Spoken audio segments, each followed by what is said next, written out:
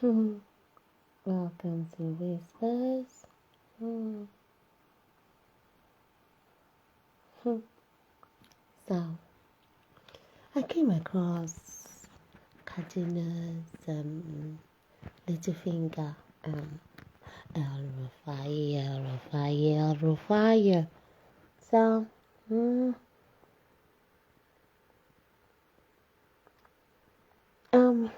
true to his nature, he never disappoints. So, and like, I don't know what happened, but Elrufai is like he doesn't care. It's like you can say whatever you like. Ìwọ fà lẹ́nu, ibi tó bá wọ lẹ́nu ló lè rún wọ́n fà. Elrufai ní àlàlàlàlà. Òun bá wù kẹ́ wí, òun bá wù kẹ́ sọ. Wọ́n ti gbóhùn létí lọ, òun ò gbọ́ nǹkan kan. So it's quite interesting coming from somebody like Elrufai, because in the process of Oromasoko tó ṣáà lóhùn ó jùkò, oko tí Rufai sọ sọ́jà ara rẹ̀ ló bá. Ọwọ́ tí ìtì ọ̀gẹ̀dẹ̀ Elrufai yà, èèyàn kúkúrú bìlì sí, kúkúrú sàǹgbé, kúkúrú bí ikú ọkọ̀ ọmọ wáre. Ọwọ́ tó lóun ṣí báyìí, títí ọ̀gẹ̀dẹ̀ ṣí báyìí, kódà èèlúra rẹ̀ yá ó jẹ́ yatistic ìyà. So ó sọ̀rọ̀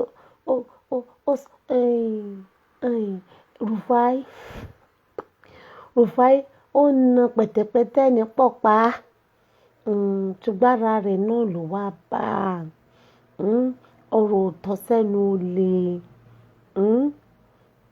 Ẹ̀wọ̀n akúmọ̀mójú dì, ọ̀rọ̀ òtọ́ sẹ́nu ẹ̀. Ọlọ́run ní bá jẹ́lù tó lọ́ba tó níjòyè ni má mú gàárì nínú àhámọ́, òun yẹ kó wà.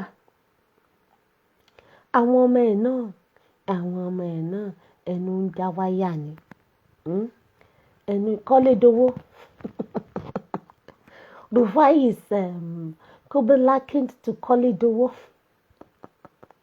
Asọ̀rọ̀ sọ́bótò, ẹnu ń já wáyà. Mo ṣe bí ọmọ ọba jẹ́ ṣòkòtò yóò jọ kíjì pa á. Ọmọ tẹ́yà bá bí ẹ̀yà náà ní ìjọ. Àwọn ọmọ ẹ̀tọ́ gùn lọ́rùn bí àgùnfọn. Wọ́n jẹ kò yọ lára wọn. Wọ́n rí rìnṣìnrìnṣìn. Wọ́n dàbí ẹni tó fọwọ́ nù lára. Wọ́n rí jẹ́nẹ́jẹ́nẹ́. Bàbá So I won't take much of your time. Thanks for listening to me. So let's go into it. Come along with me. My last encounter with Elrufai was when he tried to diversify into the Nigerian music industry, and he decided to go for the reggae genre. But this time around, I think he has just found his poetic side. I think that musical diversification was a failure. No, not a single. What did they call it? LP or something sold. Even it wasn't streamed online. Excuse me.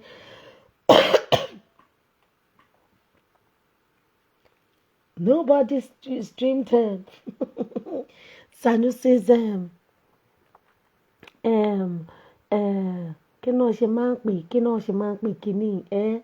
it was a failure, dead on arrival. Kò tiẹ̀ make it the hit list. Kò make hit list ní Kaduna. ambosibosi Nigeria, ambosibosi internationally. So musically, Elrufai failed woefully. So now he's trying to be a poet. Hopefully, we win the international award and recognition given to poets. So come along with me as we unravel Elrufai's as we go on his poetic journey with him. So Rufai, the tone of this headline sounds I am getting the vibration of anger. I'm getting the vibration of somebody frustrated, and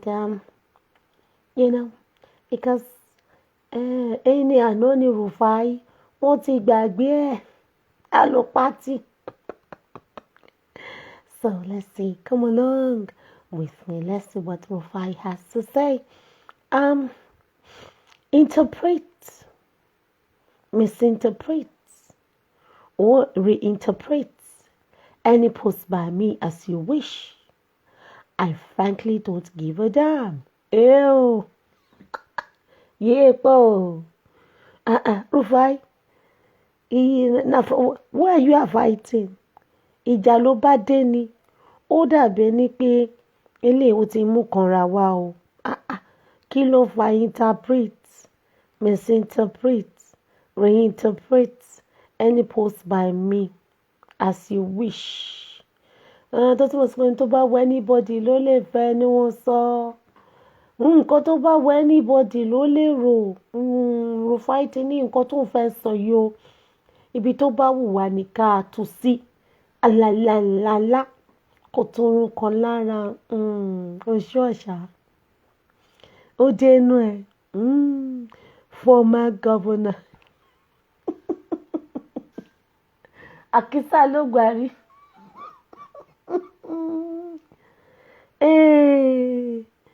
Ẹ̀yin arúgbó jẹ mọ́ rí. Former governor Nasir Elrufai tells his critics. Okay. Excuse me. Former Kaduna State Governor, I like the way they introduce them as an gómìnà ìgbà kan rí, gómìnà àná, àwọn ẹni àná, gómìnà ẹni àná ìpínlẹ̀ Kaduna nígbà kan rí, Nasir El-Rufai ti ní kò náà ní kólóbó, òun ò tẹ́ ẹ bí gítà, wọ́n ti gbé òun létí lọ, wọ́n bá wù kẹ́ ẹ wí, wọ́n bá wù kẹ́ ẹ sọ, òun ti dé fìlà mọ́wọ́ bẹ́ẹ̀. Former Kaduna State Governor Nasir El-Rufai has said he doesn't give a damn if his posts on social media are misinterpreted. If his posts on social media are misinterpreted, or reinterpreted by anyone. El-Rufai stated this on his X handle, and this comes hours after he shared a post on X in which he argued that no matter how falsehood stands, it would definitely end someday for the truth to emerge. Lẹ́nu El-Rufai, oníbírọ́ bá lọ lógún ọdún, láàbọ̀ ìṣẹ́jú lóòótọ́ máa bá irọ́ lórí kíni irọ́, kí lóòótọ́, irọ́ and òótọ́ with respect to what, regarding what. Amadibe. Only in his post, politics and public service, ó béèrè ìbéèrè ni o. Politics and public service, Veni Vidi Vinci, Julius Caesar.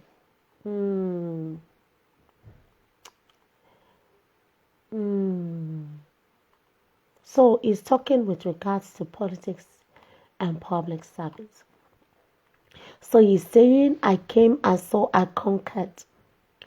So Rufai is saying with regards to public politics and public service, he came, he saw, and he conquered. Yes, of course. Tom print it off his sílẹ̀.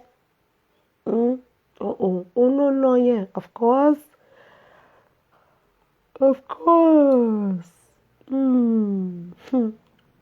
Abuse and insult with no basis. So all the abuses and all the insults, it's getting to him. By all means, pass your judgment in ignorance, and bigotry. Elrufai, gbogbo ìbò tó ń blow yìí tí kò wá too big for your tiny body báyìí. Sáwọn ìbò yóò wà ní gbé ọ lọ báyìí tí wọ́n ní gbé ọ ṣubú. Abuse and insult with no basis, really. Mo ṣe bí tí ò bá sídìí, tí ò bá nídìí, ẹ̀ṣẹ̀ kì í dédé ṣẹ́. So ó ń dùn ẹ́, kò ní basis. Really. Pass your judgment in ignorance. Kí ló wà ignorance? Kí ni ignorance tó wà nínú nǹkan tó okay, you said with regards to politics and public service. Bí wọ́n bá ṣe rere ara kì í hàn yáyá o. Kí ló wá ṣe ọ́ tó ń fapá jánu tó ń fẹsẹ̀ bí ewúrẹ́ rẹ̀ fapá jánu bó fẹsẹ̀ halẹ̀ jù bẹ́ẹ̀ lọ? Kí ló fẹ́ folówó ẹ̀ ṣe? Gbogbo kìnìkan bigotry gan tiẹ̀ o ti dáràn. Bigotry má wàá dáràn o ṣáà máa ṣe ìbò dẹ́ndẹ̀dẹ́ndẹ̀ ìbò kẹ̀ǹkẹ̀kẹ̀ǹkẹ̀. Nothing will change. What will be will be. Oh, Sarah. What will be. Inshallah. Elrufai, what have you been up to? Because I know you've been up to no good. Because the last time you were singing reggae up and down was when in your bid for the ministerial appointment.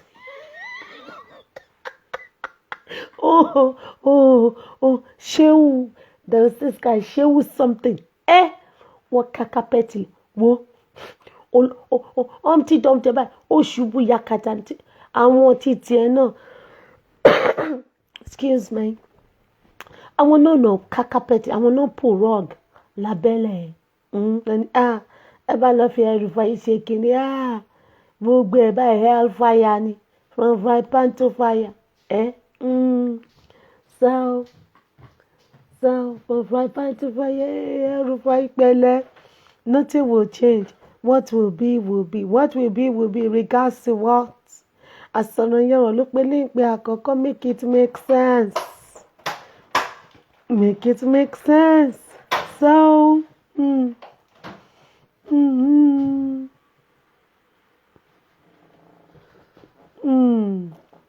ló tún wá elaborate. Ṣé mọ̀ pé òun náà nínú olórin là ń lùlù àgídìgbò kò yé wa. Ìlú tó lù yìí make it make sense. Rufai ló wá tí wọ́n á go for the ló wá ní August analysis. Even if they may look alike, there are differences between a donkey and a horse. Rufai.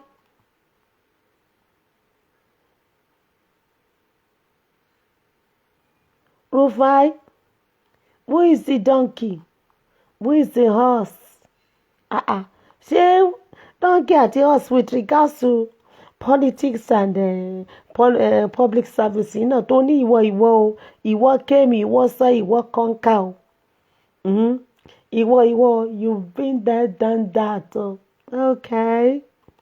When you are created to beast of burden, you will never be thin of beauty and pride. Only pretend to be. Rufai. Okay. Only August analysis. Even if they may look alike, there are differences between a donkey and a horse. Wọ́n gun méjèèjì ni Elrufai. Wọ́n gun méjèèjì ni. Yes kẹ̀. Àwọn méjèèjì wọ́n jọra wọn bọ̀ tí wọ́n yàtọ̀ síra wọn. Ìkan rọ́kú, ìkejì náà rọ́kú fún fàájì. Ìkan báyìí iṣẹ́ lágó ṣe é kú. Kí náà ti ń pe donkey náà? Oh my God, kí ni Yorùbá name for donkey? Kẹ́tẹ́kẹ́tẹ́. Ẹ̀rù nípa kẹ́tẹ́kẹ́tẹ́. So with regards to politics and public service, Elrufai, who is the kẹ́tẹ́kẹ́tẹ́? Who is the ẹṣin? Àwọn mẹ̀kúnnù. Àwọn ni kẹ́tẹ́kẹ́tẹ́. Kẹ́tẹ́kẹ́tẹ́ rọ́kù náà. Àwọn ni kẹ́tẹ́kẹ́tẹ́. Ẹ máa di ẹrù wọn. Especially àwọn ará òkè yẹ ẹ di ẹrù. Ẹ di ẹrù bítíbitì ẹrù. Ẹ dìrú wọn. Ẹ ń fìyà jẹ wọn. Ẹ ń hàkàlákà wọn. Ẹ ń fòòró wọn, ẹ ń dààmú wọn. Méjèèjì tí méjèèjì bá àwọn méjèèjì tó bá yíjú padà síyàn gígé jẹ ní àtìpá. But the thing is, kẹ́tẹ́kẹ́tẹ́ o ò lè read the body language kẹ́tẹ́kẹ́tẹ́. O ò lè read ẹ̀. But títẹ̀sìn o lè easily ẹṣin máa fariwo ta ni. Ẹṣin ò rárá gbẹ̀gbin sí. Ẹṣin ò rárá gbaya sí. Ṣùgbọ́n kẹ́tẹ́kẹ́tẹ́ wish. And another thing ni pé if confronted, ẹṣin lè sá lọ, kó tàpá kó sá lọ. Ṣùgbọ́n kẹ́tẹ́kẹ́tẹ́ tó bá sá fúngbà díẹ̀ á yíjú padà sí nǹkan tó ń lé. A wá lọ attack nǹkan tó ń lé. That is the only difference. So, ta wá ló wá ń pòwe ìmọ̀? Ṣé Tinubu ló ń pamọ́ ni? Àbí ta ni? Ṣé gómìnà ẹni tó wà ní Kaduna ló ń bá sọ̀rọ̀ ni? Àbí ta ni? Ṣé àwọn ẹ̀yin jẹgúdújẹrá òkè ọya? Ẹ̀yin the selected thieves. Ṣé àwọn ló ń pàṣàmọ̀ yìí fún ni? Àbí kí n la? Okay, mo gbọ́ ẹ. When you are created to beast of burden, oníṣẹ́ oníyà, ẹlẹ́rù town council, bíi ti kẹ́tẹ́kẹ́tẹ́, you will never be thin of beauty and pride. Only pretend, of course. Báwo ni kẹ́tẹ́kẹ́tẹ́ ṣe rí? Orí ṣíọṣíọ. Kọ́lọ̀ ẹ̀gàn, kọ́lọ̀ ṣẹ, kọ́lọ̀ ìyá ni. Kọ́lọ̀ ṣẹ, kọ́lọ̀ ìyá ni. Àbákú láṣọ ewúrẹ́. Òun rẹ́ṣin ni. Ẹṣin máa ń wá lára bàrà ni. Òun rí bí òde ẹṣin ni. Ẹṣin oríṣiríṣi kọ́lọ̀ lẹṣin wá ní kọ́lọ̀ wọn. But kẹ́tẹ́kẹ́tẹ́ bí ó wà dúdú yóò wà brown. Bí ó wà dúdú yóò wà brown. So kí wá ní? Kí ni?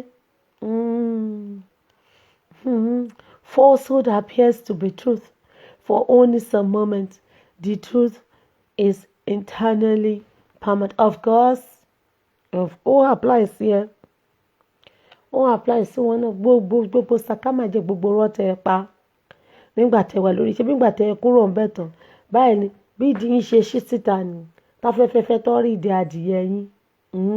Ó dẹ̀ sì máa ṣẹlẹ̀ láàrin yín àtàwọn ará òkè yàtọ̀ ìfà. Ṣé rí end bad governance and protest tí wọ́n ṣe yẹn sample ni? Eléyìí tó ń bọ̀ gbogbo rọ́tẹ̀ pa. Tẹ́ fi ìyà jẹ àwọn mẹ̀kúnnù, tẹ́ fún wọn lẹ́tọ̀ọ́ wọn, tẹ́ ní wọn lára. Tẹ́ tún ní kí ni wọ́n máa ṣe?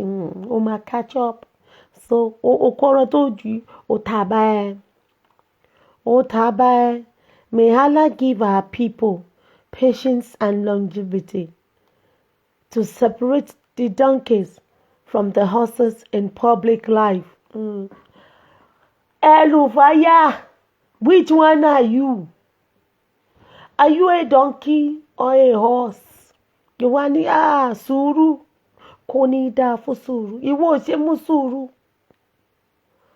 àwọn mẹ̀kúnnù nìkan lọ fún ní sùúrù ṣáá mẹ̀kúnnù ló ṣáà dáràn mẹ̀kúnnù ló dáràn lọ́wọ́ yín kọ́ lọ fáwọn mẹ̀kúnnù ní sùúrù àtẹ̀mí gígùn nínú iṣẹ́ òun ìyà so that wọ́n á lè dá donkey wọ́n á lè dá donkey mọ̀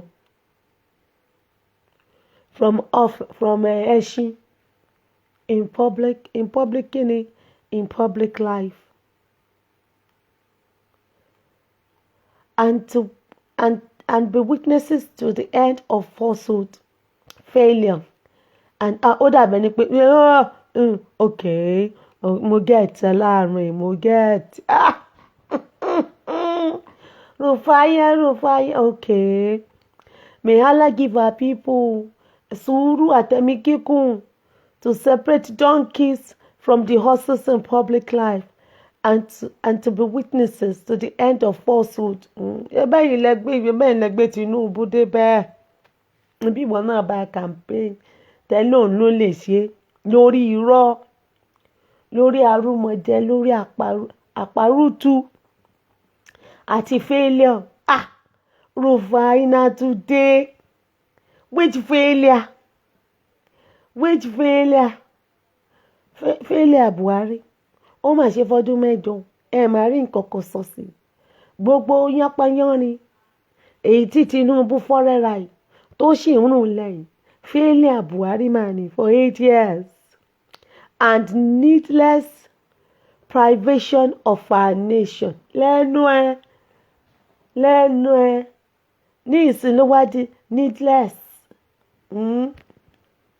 nígbà tó ti dẹni àná nígbà tó wà ń bẹ̀ tó ń pọn ńlá tó ń kó mi tó ń rọ mi èrò lọ́bẹ̀ magi wọn ò rántí pé kọ́ lọ fáwọn mẹ̀kúnnù lẹ́mìí gígùn láti lè dá yàtọ̀ mọ̀ nínú dọ́ńkì kẹ́tẹ́kẹ́tẹ́ àtẹ̀sìn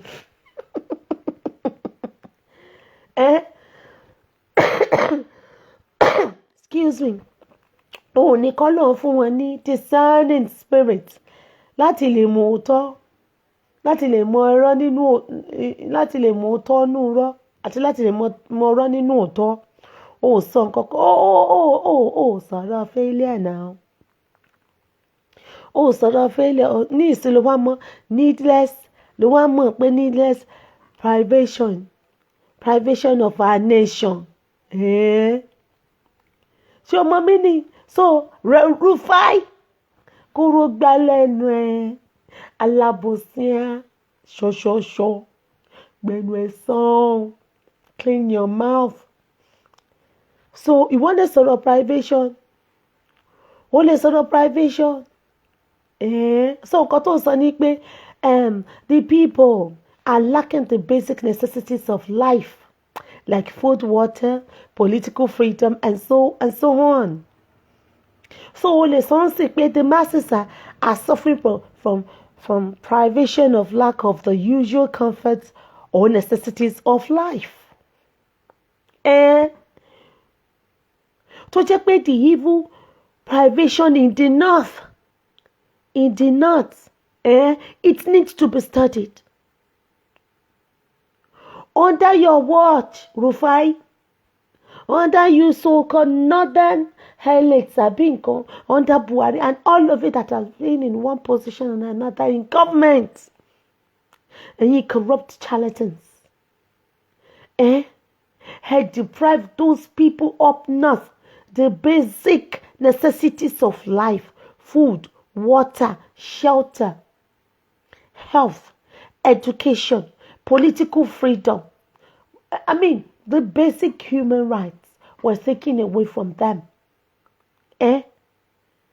You, one of the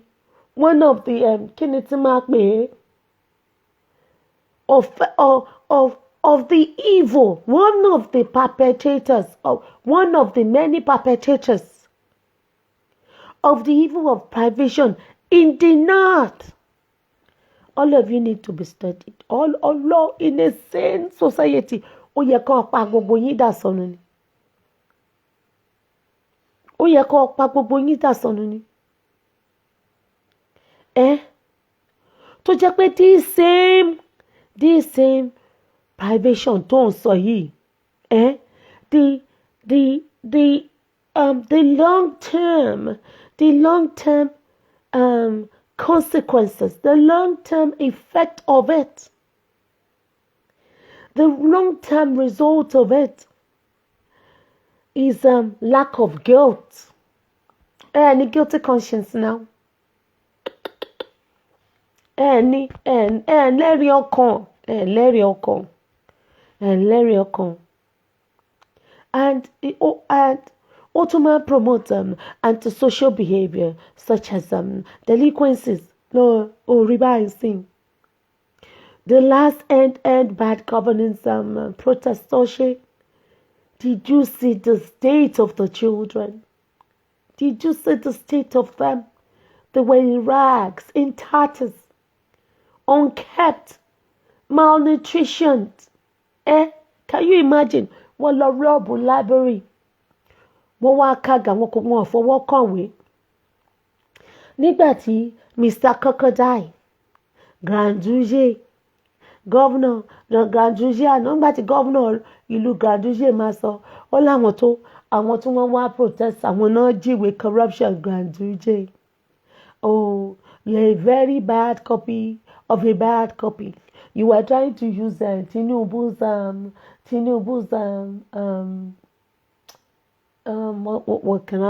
what's this called? Ètò lò lẹ́kọ̀ọ́ nígbà EndSARS. Nígbà EndSARS tó jẹ́ pé court ibi tí gbogbo pending cases ti Tinubu wà, wọ́n lọ dáná sun, wọ́n ní náà ti jó.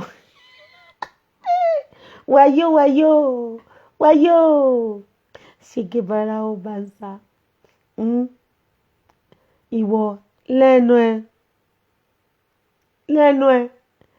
ẹ.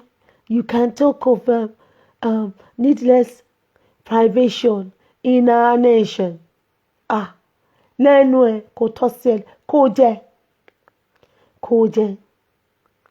Tó mọ̀ pé àbó mọ̀ pé tó owó ẹ̀ ọmọ náà. So bí rọ́bà wà lọ fógún ọdún kí ló ń sọ? Elrufai, ọ̀rọ̀ tọ́ sí ẹ lẹ́nu. Kó tọ́ sí ẹ lẹ́nu, nǹkan tó sọ yẹn kó tọ́ sí ẹ lẹ́nu. But you see, nígbà tó jẹ́ pé àwọn Nigerians, they love their oppressors.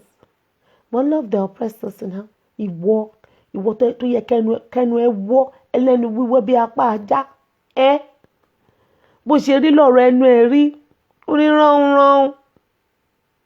Oníran riff-raffs. Abomusúni lọ. Ó ṣe tí yanyanyan bí etí ehoro. Àwọn tètè wọn ò bá ti mọ́ ẹ̀gbẹ́ orí wọn. Àwọn tẹ́nu wọn bá ti fẹ̀ bí ilẹ̀kùn ẹran ọ̀jẹ̀, wọ́n kàn máa sọ̀rọ̀ ẹni no break no jam. Ìwọ kò tọ́ sí ẹ lẹ́nu. Òun wá ń sọ donkey and the horses. Tó jẹ́ pé you are treating the masses like donkeys. Donkeys are animals used to carry heavy loads for pulling heavy equipment. Ẹ̀yin wá ní the horses. Ẹ̀yin wá rìnrìn fàájì. Okay. Múra sí. Àwa wí tó ní ìwọ. Veni, vidi, sini. Visi. Veni, vidi, visi. You came, you saw, you conquer. Lápá àbò. O conquer tóòtọ́. O conquer àwọn náà. O conquer àwọn. O conquer àwọn ni populace yín rí jìnnì bẹ́ẹ̀ yẹn. Ní IDPs. Ní Boko Haram ń ṣe tiẹ̀. Àwọn ISWAP ń ṣe tiwọn. Àwọn bandits ń ṣe tiwọn. Nílùú tó lọ́ba tó níjòyè. Ó máa dáká pín gàrí. Torí iná àsùpọ̀ tí ń faná orí. Oorun àsùpọ̀ tí ń faná orí. Iná yín ó ti fẹ́ máa iná yín ti ń spread bàárà yòókù. Mo sọ pé tí iná bá ń jó pápá oko ẹni tẹ́ ẹjọ́ pa ààlà bá a bomi pa torí tó o bá bá a bomi pa iná ẹ̀ lè ràn iná ẹ̀ ó lè ràn oko títí ẹ̀ náà. That is what is happening. That is what is happening. Ẹ máa warọ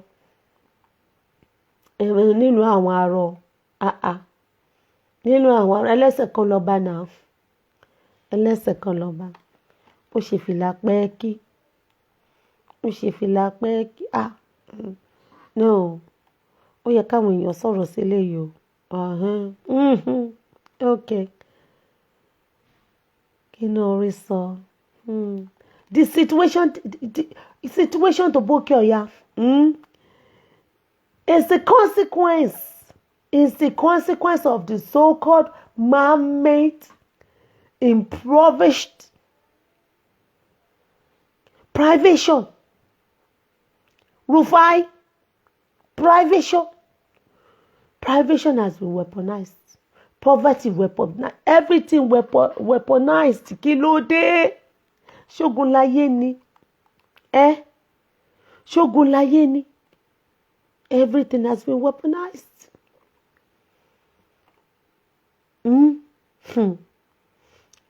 Okay. People have to come and talk. But they like when they gave it to him hot. I said you should go back to the hole you came from. So somebody said,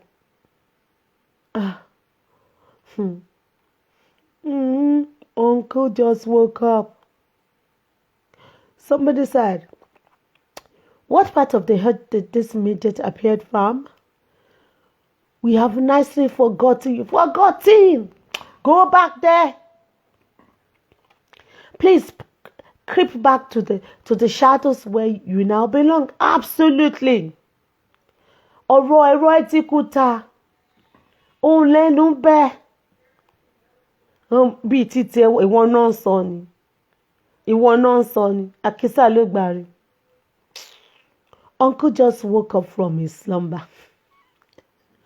Who is the donkey and the horse, Ebambio? Who is the beast and the beauty? Ebawabio. I beg, speak clearly for us to understand. I dey greet you. I will not greeting you. Akinyi tabosi. Aráàlú abosian. Elrufai kò kí ṣe Nigerian nìkan. He's also an Abosian. He's also first citizen of Abosian. Rada. Insane crimes. This midget would be in jail. Telenko. Only in Nigeria that we have bold thieves. Abio, bold thieves.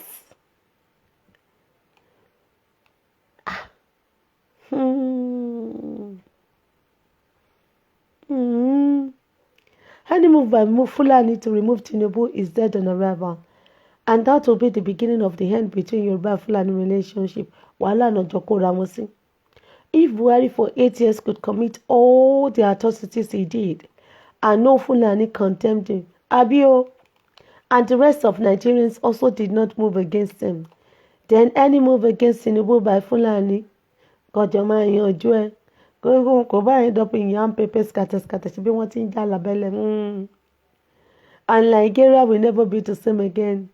Tinubu will finish his 8 years as a Nigerian president-elect of Yoruba descent. No apologies, no tears. Abosi kí ló ṣe lè mọ yín bẹ́ẹ̀ yẹn. Apani tí ìfẹ́ kọ́ yọ̀dà. Gbogbo yẹn wá ń ké from Sanusi to Lamido to Eko. Excuse, Eko cry up and down. Eko ké up and down. Gbogbo falsehood tẹ́ẹ̀rí sọ. Gbogbo truth tẹ́ẹ̀rí sọ. Gbogbo protest tẹ́ẹ̀rí ṣe nígbà tí Buhari wà ń bẹ̀.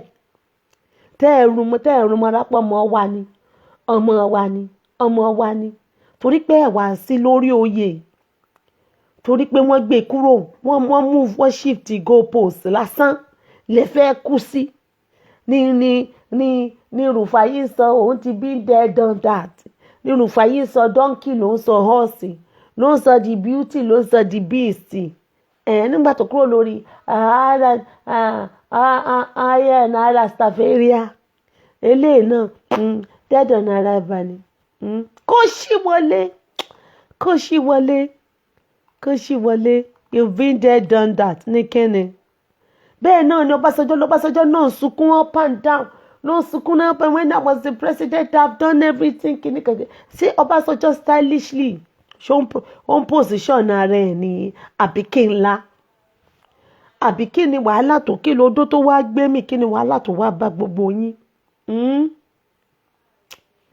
ṣé torí pé Tinubu ẹ̀yin rọra yín ni ẹ ti rí pé Tinubu ó máa yín pa ó dẹ̀ ti yín pa ó máa yín bí steering ni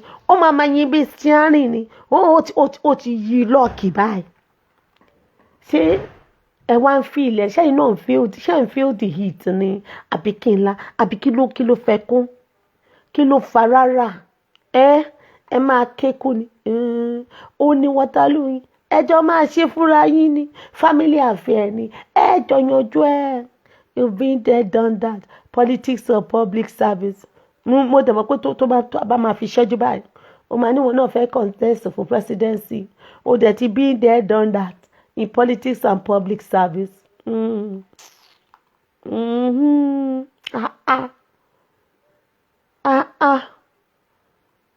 Ó ga gan-an. Elrufai. Look at what the cat dragged in. A heap of trash. Absolutely. So trashy. This is trash, yo. It's trash, but oyọmọ tó ń ké oyè ìyá ẹ̀ tó ń rẹ̀ ó dẹ̀ ti sọ síwájú ó ní ibi tó bá wù yín tó bá wù anybody náà lè fẹnu wọn sọ ibi tó bá wù yín ni kẹ́ ẹ yí sí kò kàn ó sì máa kàn ẹ́ kankan mi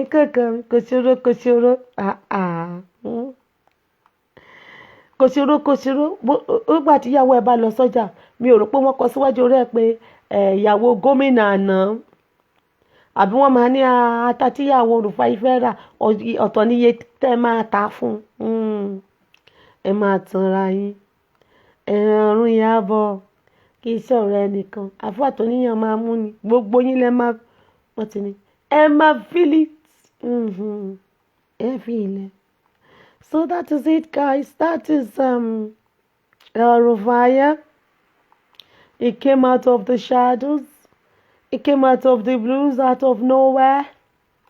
And poof, he has disappeared back. So it's just like, indirectly is telling us that whatever it is that is going on behind the scene, or even in the social media space, is getting to him. It's getting to say, interpret, misinterpret, reinterpret. It's getting to him. It's feeling, keep the pressure on.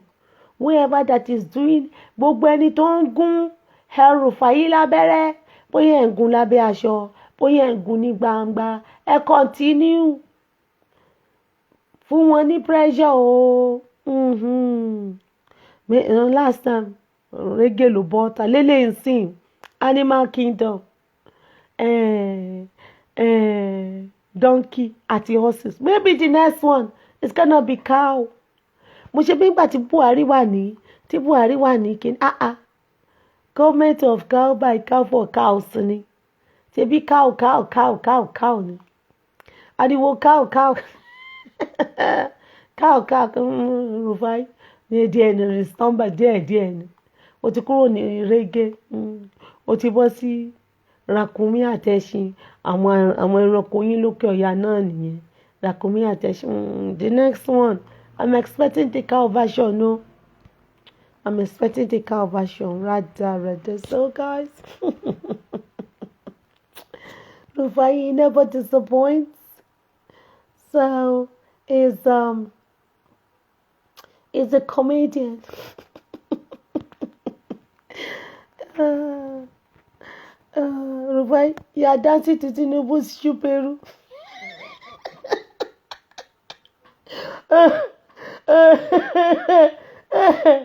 Oh my God! I remember when Tinubu was campaigning, was he was singing, tí rí nǹkan kan, tí rí nǹkan kan, tí rí kan. I think during his campaign he loved this song. Olololo buga. Tinubu ti ń buga yìí. Ẹ̀yin lẹ́gbàlejò ọ̀ràn. Ẹjọ́ mọ̀ Tinubu ó fi ṣe pé ibi tó bá ní kí gbé pé má gbé ibẹ̀ ló máa gbé. Ibi tí wọ́n bá ní kí tẹ̀tẹ̀ má tẹ̀ ibẹ̀ ló máa tẹ̀. Ló ṣe é sọ fún yín nínú àìhónú kàbà.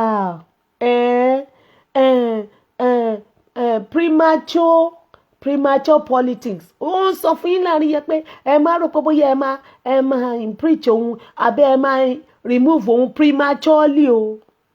Ọdún 8 yẹn òun máa lò ó. Ó sọ ó wà lára àwọn tó ń bá mi tó ní they are dual citizens, they are holding meetings in virtual they are holding virtual meetings.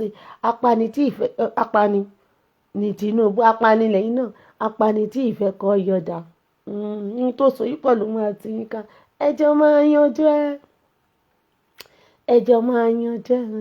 You've been there, done that. Who is the donkey, Rufai? Are you the donkey? Or is Tinubu the donkey? Who is the donkey, Rufai? Are you the few selected thieves, the donkey? All the poverty, impoverished masses are the donkey. Who is the horse, Rufai? Is it you so-called political thieves? Political parties. Ẹ̀yin the few. Ẹ̀yin wọ́n bá péréte 250 million people láàmú. Sẹ́yìn ni the horse. Who is the beauty? Sẹ́yìn ẹ̀yin péréte nílùú lára ẹ̀yin ọ̀run nu. Ẹ̀yin ni the beauty. Àbáwọn mẹ̀kúnnù ní lára ti weaponize ayé wọn.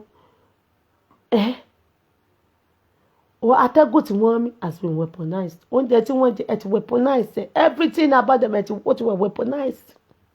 Ṣáwọn ni àbẹ́yìn ni the beast, àbáwọn ni the beast. Who is who? Èwo lè wo? Torí eléyìí oyin rẹ̀ ń bọ̀. Oyin lẹ́sẹ̀ tó bá yin rẹ̀ lẹ́sẹ̀ o máa sọ báyìí. Eléyìí headshot ni. Kò dẹ̀ kí ṣe wọ́n nìkan, gbogbo yín ló jọba wí. Ọjọ́ gbogbo ń tó lè. Ọjọ́ kan máa jẹ́ tó lóhun àwọn mẹ̀kúnnù. Gbogbo rọ̀ yín tó ti lọ láti 1966 àbí nǹkan. Òótọ́ ìgbà tó òótọ́ máa bá ni. Nígbà tí last lap ló wá. Ẹni máa bá yín pa, ó ti yín pa báyìí. Ó ti dé. So, àmì eléyìí kí ló dé? Yóò lọ ọdún 8 rẹ̀, ọdún 8 ni. Gbogbo òmùlẹ̀tẹ̀ ẹjọ́ ṣe ọdún 8 ni. Ọdún 8 ni. So kò tiẹ̀ ìgbà wo ló tí ìwà lò ẹ fara mọ́ ẹ máa kéku ni. Ẹ fara mọ́ tó bá dẹ̀ mọ̀ pé kíní kan ẹ jẹ́ ká pín gàrí. Fẹ̀kọ̀tẹ́lẹ̀ gbogbo ẹ̀ kúkú ti tán. Last lap lẹ́wà epo dẹ̀ ẹ̀dẹ̀ Àtíkù ń ké lóòkè ló ń ké lọlẹ̀. Mo dẹ̀ mọ̀ pé nǹkan tá Àtíkù ń sọ yẹn is speaking the minds of all of you. Pé o ní petroleum minister. Nígbà tí Buhari jẹ́ petroleum minister kí lè rí sọ máa dùn. Ó mà níyẹn ìgbà tí Buhari ṣe é. Ìgbà tí Jonathan jẹ́ petroleum minister máa dùn. Ó mà níyẹn ìgbà tó ṣe Ọbásanjọ́ tó ń ṣe self-righteousness up and down. Ó ló má bẹ̀rẹ̀ kí president máa jẹ́ petroleum minister. nígbà tó náà máa ṣe máa sọ nǹkan kan ele jágúlà ó ti rìn yín mọ́ ó máa suffocate yín pa ni yóò suffocate tí ì rí nǹkan kan ó ti ní kí ẹ lọ fọkàn balẹ̀ ṣé bó ló máa gbé wálẹ̀ èbò tí ó wá gbé wálẹ̀ ní àbóyín lọ sókè ẹ múra sí ilé máa ó ti ń ṣó yín how it's done ẹjọ́ máa ṣe ṣíà fúnra yín ṣíà ẹjọ́ máa ṣe fúnra yín so má kéèké kankan má kéèké keep ìyàwó Jonathan sọ keep quiet. On that note, guys, until I come your way again, bye.